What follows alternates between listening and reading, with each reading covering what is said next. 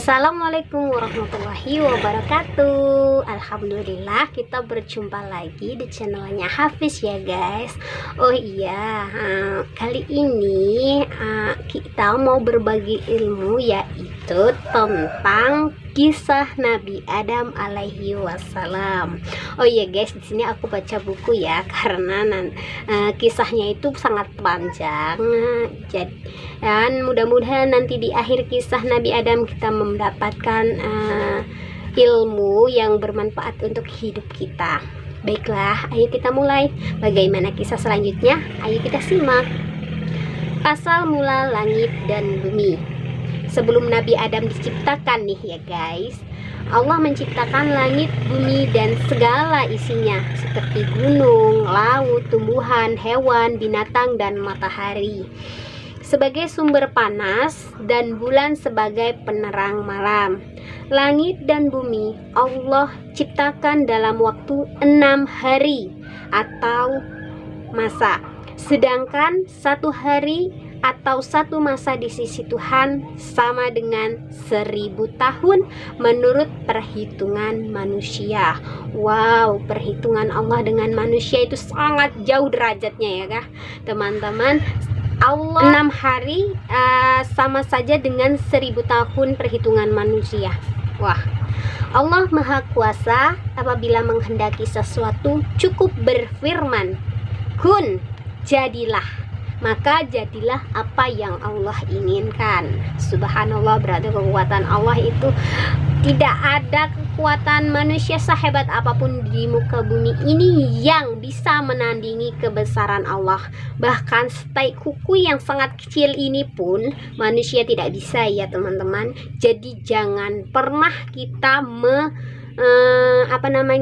mendurhakai Allah yang maha segala-galanya, yang maha besar. Kita lanjut lagi. Asal mula malaikat. Sesudah menciptakan langit dan bumi, Allah menciptakan makhluk yang bernama malaikat. Nah, nih wajib diingat ya. Sesudah Allah menciptakan langit dan bumi, kemudian Allah menciptakan malaikat. Malaikat dibuat dari nur atau cahaya. Malaikat diciptakan sebagai makhluk yang tunduk patuh senantiasa berbakti kepadanya. Sama sekali tidak pernah durhaka kepadanya. Malaikat tidak memiliki nafsu, tidak makan, tidak minum, tidak tidur, tidak melakukan perbuatan dosa, tidak berjenis kelamin perempuan ataupun laki-laki, dan mempunyai alam tersendiri, yaitu alam gaib yang tidak dapat dilihat manusia.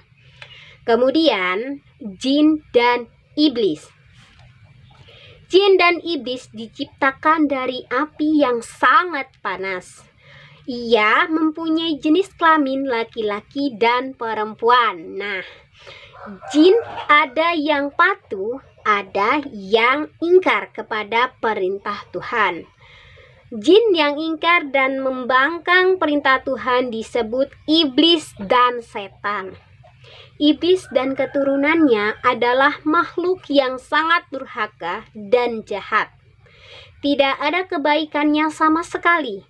Pekerjaan iblis dan setan adalah menggoda manusia agar tersesat dan jatuh dalam lembab dosa. Lanjut lagi ya. Dari penggalan tadi, kemudian ya Allah itu menciptakan iblis dari iblis dan setan itu dari api ya guys ya. Kemudian di sini iblis itu protes gitu. Iblis itu protes kenapa Tuhan mau ciptain manusia, yaitu Adam, sedangkan dia aja udah kuat, dia aja udah taat, dia nggak mau gitu bersujud kepada Adam, karena dia itu merasa lebih kuat karena dia diciptakan dari api sedangkan Adam dari tanah. Bagaimana kelanjutan ceritanya? Ayo kita simak lagi, kita lanjut baca. Asal mula Nabi Adam alaihissalam. Sesudah langit dan bumi, malaikat dan jin atau iblis diciptakan, maka Allah hendak menciptakan makhluk yang akan diperintah untuk mengelola bumi. Hal itu diutarakan kepada para malaikat. Aku akan menciptakan manusia untuk menjadi pengatur di bumi. Para malaikat mengira lalai dalam menjalankan tugasnya. Maka mereka berkata, "Mengapa Tuhan menciptakan manusia?" Tanya malaikat. "Bukankah mereka hanya akan berbuat kerusuhan di atas bumi? Mereka akan saling bermusuhan dan berbunuhan, sedangkan kami para malaikat senantiasa patuh dan mengagungkan namamu." Untuk melenyapkan kekhawatiran para malaikat itu, Allah kemudian berfirman, "Sesungguhnya aku mengetahui apa yang tidak kamu ketahui." Para malaikat bungkam mendengar penegasan Allah itu. Bukankah Allah Maha mengetahui atas segala sesuatu? Demikianlah Allah kemudian menciptakan Adam dari tanah liat dan lumpur hitam. Setelah berbentuk kemudian dimasukkan roh ke dalamnya. Adam pun kemudian hidup, bisa berdiri tegak. Allah kemudian memerintahkan para malaikat untuk sujud atau menghormat kepada Adam. Para malaikat pun bersujud sebagai pernyataan hormat dan ucapan selamat atas terciptanya Adam. Hanya iblis yang tidak mau sujud. Ia membangkang perintah Allah. Allah bertanya, "Apakah yang membuat engkau tidak mau bersujud kepada Adam? Saya lebih baik dari Adam. Engkau ciptakan saya dari api, sedangkan Adam hanya dari segumpal tanah." Kata iblis menyombongkan diri. Yang berpendapat api lebih baik daripada tanah adalah iblis sendiri. Padahal hanya Tuhanlah yang Maha tahu siapa yang lebih mulia di antara makhluk ciptaannya. Allah murka mendengar jawaban iblis. "Hai iblis, keluarlah engkau dari surga. Sesungguhnya tidak patut kau tinggal di sini lagi dan akan kuusir selama-lamanya." Iblis berkata, "Wahai Tuhan, Engkau kutuk dan Engkau usir aku dari surga karena Adam. Saya rela, tapi kabulkanlah permohonan saya untuk hidup lama hingga hari kiamat nanti." Permohonan iblis dikabulkan. Ia akan dibiarkan hidup sampai hari kiamat tiba. Iblis kemudian bersumpah, "Ya Tuhan, karena Engkau telah halangi Adam, ya Tuhan, karena Engkau telah menghukum saya sebagai yang sesat, maka saya akan menghalang-halangi Adam dan keturunannya dari jalan-Mu yang lurus. Saya akan mendatangi mereka dari muka, belakang, dari kanan, dari kiri, untuk menyesatkan Adam dan keturunannya, agar mereka menjauhi perintah Tuhan, berbuat kekacauan di muka bumi, saling bermusuhan dan berbunuhan satu sama lain."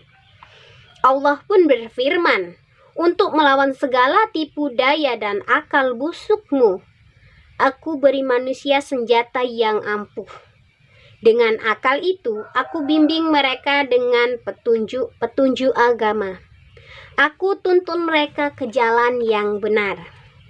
Dengan akal itu, manusia akan mampu membedakan mana yang benar dan mana yang salah. Siapa yang tidak menggunakan akalnya, tentu dapat kau sesatkan. Mereka yang sesat itu akan mempertanggungjawabkan perbuatannya padaku di hari kemudian."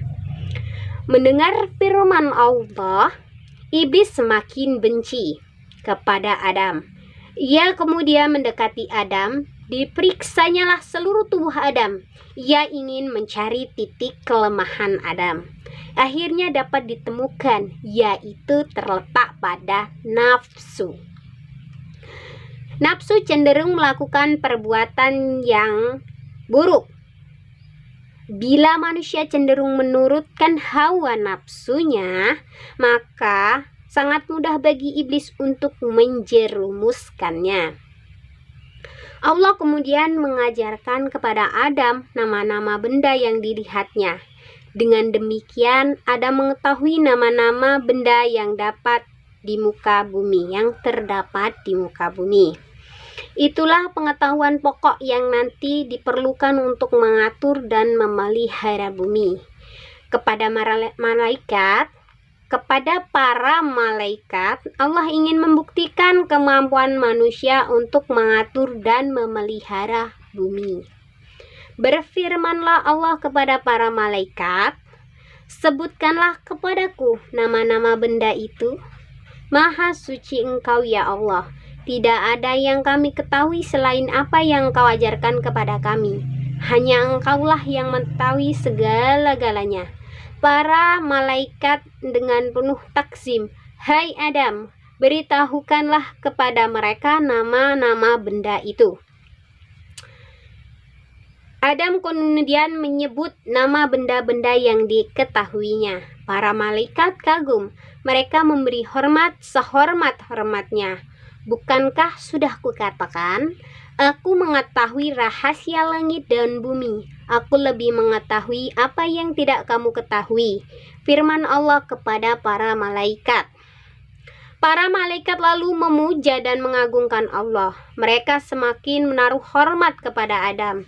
Ternyata Adam telah mengetahui apa yang belum mereka ketahui. Allah kemudian memberikan Adam sebuah tempat yang nyaman dan sentosa, yaitu di surga. Tempat itu indah, permai, segala kebutuhan hidup telah tersedia. Kebun surga penuh dengan sebuah buahan yang rasanya lezat. Air sungainya jernih dan berbau harum. Pohon, tumbuhan, dan rumput ditata rapi, teduh dan nyaman sekali. Sebenarnya tempat itu sangat menyenangkan. Adam berkeliling menjelajahi kebun-kebun dan tanaman-tanaman, tapi ia merasa kesepian karena tidak mempunyai teman.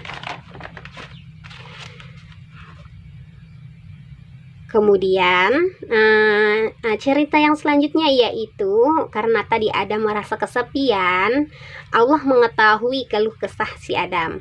Lalu Allah menciptakan pendamping untuk Adam, yaitu ibu umat manusia, yaitu Siti Hawa. Adam merasa kesepian karena tak mempunyai teman atau pasangan. Padahal ia melihat semua binatang yang ada di surga itu hidup berpasang-pasangan. Rasanya sepi dan sedih membuatnya letih. Adam pun tertidur pulas di bawah pohon yang teduh. Allah Maha Tahu. Ia mengetahui pula yang tergerak di hati Adam, yaitu ingin mempunyai teman. Maka selagi Adam tidur, Allah ciptakan manusia lagi yang diambil dari tulang rusuk Adam sendiri. Manusia itu lain jenisnya dengan Adam. Ia adalah seorang wanita dan dinamakan Hawa. Ketika Adam bangun dari tidurnya, ia pun terkejut. Adam mengusap-ngusap matanya seakan tak percaya. Ia melihat seseorang duduk di sampingnya. Wanita itu indah, cantik, dan menakjubkan. "Siapakah engkau? Mengapa berada di sini?" tanya Adam dengan senyum. Hawa menjawab, "Aku adalah Hawa yang diciptakan untuk menjadi teman hidupmu." Betapa gembiranya hati Adam mendengar jawaban itu. Ia memuji dan bersyukur kepada Allah yang telah mengabulkan keinginannya, sehingga ia tidak merasa kesepian lagi. Hawa telah ditakdirkan menjadi istri Adam. Sepanjang hari mereka bersukaria di taman surga. Keduanya dapat bersenang-senang sepuas hati. Mereka boleh makan apa saja, makan buah-buahan yang tersedia di surga. Hanya satu yang dilarang Allah, yaitu tidak boleh makan buah kuldi. Jebakan iblis. Iblis telah bersumpah untuk menyesatkan Adam dan keturunannya. Ia berdaya upaya agar Adam terusir dari surga. Pada suatu ketika ia berhasil masuk surga. Kebetulan pada saat itu Adam dan Hawa sedang merasa haus dan lapar. Iblis datang, "Hai Adam, tampaknya kau dan istrimu sedang lapar dan haus. Makanlah buah di hadapanmu itu. Lihat warnanya begitu indah dan segar. Baunya pun sangat harum, tentu rasanya sangat lezat." Sembari berkata, "Hai Adam, tampaknya kau dan istrimu sedang lapar dan haus. Makanlah buah di hadapanmu itu. Lihatlah warnanya begitu indah dan segar, baunya pun sangat harum, tentu rasanya sangat lezat." Beberapa kali iblis mengulangi kalimatnya. Adam tahu buah di hadapannya memang tampak lain daripada yang lain, tapi buah itu adalah buah larangan. Maka ia tak mau memetiknya. Iblis membujuk Hawa, tapi Hawa juga tak berani makan buah itu. Iblis kecewa dan merasa sakit hati, tapi ia tidak putus asa. Pada suatu saat, ia mendekati Adam lagi. Kali ini, ia berkata, "Mengapa Tuhan melarangmu makan buah ini? Tak lain agar kalian tidak jadi malaikat. Sebab jika kalian makan buah itu, kalian akan menjadi penghuni kekal di surga ini. Percayalah, aku adalah seorang teman yang memberi nasihat baik," ya, kata iblis membisikkan hal itu kepada Adam. Pendirian Adam tidak tergoyahkan. Ia tetap tak mau menuruti godaan iblis untuk memakan buah kuldi.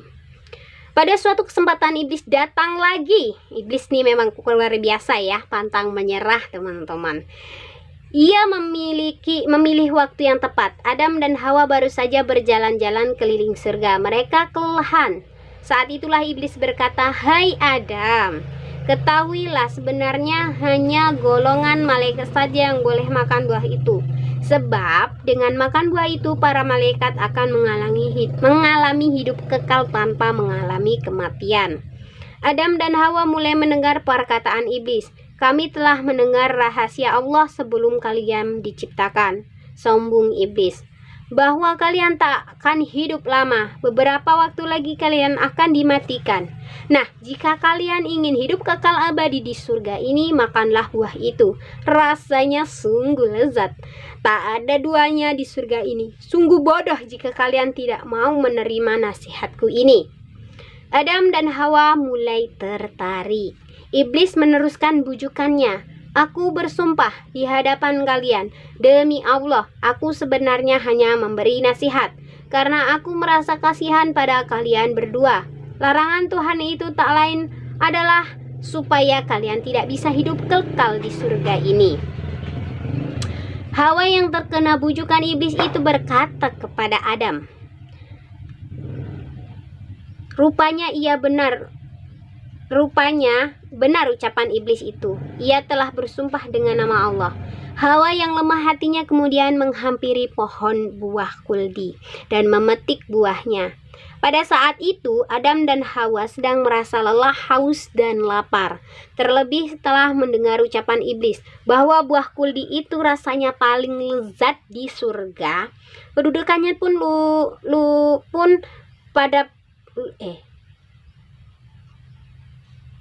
Terlebih setelah mendengar ucapan iblis bahwa buah kuldi itu rasanya paling lezat di surga. Keduanya pun lupa pada peringatan Allah. Keduanya lalu memakan buah itu. Rasanya memang lezat hingga keduanya lupa pada larangan Allah.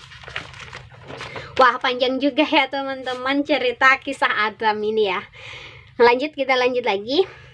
Allah mencela perbuatan mereka dan berfirman, "Bukankah aku telah melarang kamu berdua mendekati pohon itu? Dan aku katakan kepadamu, sesungguhnya setan itu adalah musuhmu yang nyata." Adam dan Hawa sangat menyesal. Terlebih setelah memakan buah itu, aurat mereka terbuka. Mereka berlarian ke sana kemari sembari menutupi auratnya dengan dedaunan sorga. Mereka sangat malu dan takut mendengar firman Allah. Namun akhirnya Adam dan Hawa sadar bahwa mereka tak mungkin dapat menyembunyikan diri dari hadapan Allah yang Maha Tahu. Dengan tertunduk malu menyesal atas dosa yang telah dilakukan, Adam berkata, "Wahai Tuhan kami telah menganiaya diri kami sendiri dan telah melanggar perintah-Mu. Karena terkena bujukan iblis, jika Engkau tidak mengampuni kami dan memberi rahmat kepada kami, niscaya pastilah kami termasuk golongan orang-orang yang merugi." Adam dan Hawa diturunkan ke bumi. Allah Maha Pengasih, Maha Pengampun. Taubat Adam dan Hawa diterima. Keduanya diampuni Allah, tetapi atas kesalahan itu mereka harus keluar dari surga yang penuh kenikmatan. Ini sudah sesuai dengan kehendak Allah yang memang menciptakan manusia sebagai khalifah di bumi, sebagai penghuni dan pengatur planet bumi. Maka firman Allah, "Demi kemuliaanku, kamu berdua harus meninggalkan surga ini. Kalian akan turun ke bumi yang telah lama terbentang. Di sana segala kebutuhan hidupmu tersedia. Tetapi kalian harus bersusah payah, harus bekerja keras untuk mendapatkannya." Selain Adam dan Hawa, iblis juga diusir dan harus hidup di bumi. Jadi Adam dan Hawa akan hidup bersama iblis di bumi. Firman Allah, "Turunlah kalian ke bumi, di bumi kamu hidup, di bumi kamu hidup dan mati. Dari bumi itu pula kamu akan dibangkitkan. Di atas bumi kelak kamu dan anak cucumu selalu mendapatkan godaan tipu daya iblis agar anak cucumu celaka dan hidup sengsara. Di sana anak cucumu akan menghadapi perjuangan berat dari jenis lelaki, akan bersusah payah mencari nafkah untuk keluarga. Dari jenis perempuan akan mengalami kesakitan dikala melahirkan anak. Namun karena jangan khawatir, kamu dan anak cucumu akan kuberi petunjuk-petunjuk, yaitu ajaran-ajaran agama. Barang siapa mengikuti petunjukku, maka ia akan selamat dari godaan iblis. Demikianlah Adam dan Hawa harus turun dari surga. Sewaktu diturunkan ke bumi, keduanya berada di tempat yang terpisah sangat jauh. Konon Adam diturunkan di tanah Hindia, sedangkan Hawa di tanah Arab. Di bumi mereka harus menghadapi tantangan berat untuk mempertahankan kehidupan. Wajah bumi yang belum tersentuh tangan manusia keadaan sangat menyeramkan. Gunung-gunung menjulang tinggi, jurang-jurang terjal menggagal lebar, pohon-pohon raksasa tumbuh berserakan, binatang-binatang buas, baik yang besar maupun yang kecil berkeliaran di mana-mana. Wah, serem ya. Untuk melindungi tubuhnya dari hawa dingin dan sengatan serangga, Adam dan Hawa memakai kulit binatang sebagai pakaiannya. Selama bertahun-tahun keduanya saling mencari dan berkelana dari satu tempat ke tempat lain. Perjalanan yang ditempuh sangat sukar dan penuh bahaya. Derita dan sengsara benar-benar mereka rasakan. Akhirnya mereka bertemu di padang Arafah setelah saling mencari selama 40 tahun. Wah, lama sekali LDR-nya ya. Betapa terharu Adam melihat keadaan istrinya yang telah kepayahan, sengsara menapak jalan yang sulit dan kejam. Mereka berpelukan menangis penuh haru. Kini mulailah babak baru bagi kehidupan cikal bakal anak manusia. Adam dan Hawa tinggal di sebuah goa yang besar dan lebar. Goa itu terletak di dataran tinggi sehingga tak gampang diserang binatang buas. Dengan bekal yang telah diberikan Allah, Adam mulai mengelola alam di sekitarnya. Ia menjinakkan binatang untuk diternakkan, mengolah lahan pertanian dan perkebunan buah-buahan. Tantangan alam yang keras telah menggerakkan akal pikiran Adam agar dapat mempertahankan kehidupan dengan keadaan yang lebih baik. Apakah karena kesalahan Nabi Adam sehingga seluruh umat manusia harus menderita hidup di dunia? Tuh, ada pertanyaan tuh. Bukan, Nabi Adam memang diciptakan Allah sebagai khalifah atau pengelola bumi dan isinya. Hanya saja setelah diciptakan, Nabi Adam ditempatkan di surga. Setelah itu beliau harus ke tempat tujuannya, yaitu bumi. Namun dari sini kita harus pandai-pandai dan waspada terhadap bujuk rayu iblis dan setan. Mereka akan berusaha dengan segala macam cara untuk menjerumuskan manusia ke lembah dosa. Salah satu jurus iblis yang paling ampuh untuk menurunkan iman manusia ialah menjadikan baik sesuatu perbuatan maksiat atau dosa dalam pandangan manusia. Padahal dosa adalah dosa, maksiat adalah maksiat, barang tetap haram. Ini sudah jelas. Jika dilanggar berarti kita menuruti bujukan setan yang musuh nyata bagi umat manusia, bukan bertentangan dengan agama. Itulah yang nyata dan dapat dipahami oleh manusia agar dihindari oleh manusia agar tidak tersesat. Nah, sudah cukup segitu aja kisah Nabi Adam dan Hawa. Semoga dari kisah Nabi Adam ini kita bisa memetik pelajaran ya teman-teman. Yang pertama itu, Allah itu paling benci dengan makhluk yang bersifat sombong, seperti contohnya tadi iblis dan setan. Dia itu menyombongkan diri karena penciptaannya itu lebih hebat katanya daripada Adam. Dia diciptakan dari api sedangkan Adam diciptakan dari tanah. Jadi dia tidak mau menuruti perintah Allah karena dia merasa lebih kuat. Nah, bukan karena dia lebih kuat atau lebih lemah, tapi Allah tidak suka dengan sikapnya yang membangkang itu, yang menyombongkan diri. Jadi teman-teman, tidak boleh kita menyombongkan diri. Sekecil apapun kesombongan kita tidak boleh melakukannya, karena Allah Maha mengetahui apa niat dan tujuan yang ada di dalam hati manusia.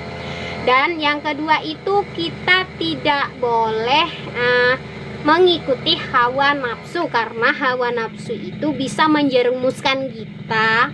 Yang ketiga itu pelajaran yang harus kita petik, yaitu kita harus berusaha sekeras mungkin untuk mendapatkan apa yang kita inginkan. Seperti tadi Nabi Adam dan Siti Hawa itu, dia berusaha sampai 40 tahun untuk supaya bisa ketemu kembali dan bersatu kembali. Usahanya keras luar biasa ya teman-teman. Ya sudah, segitu aja cerita kisah Adam dan Hawa dari kita. Semoga bermanfaat. Jangan lupa klik subscribe, like, komen, dan share. Semoga cerita tentang Adam dan Hawa ini bermanfaat untuk yang lainnya dan membawa berkah, juga menjadi amal jariah. Assalamualaikum.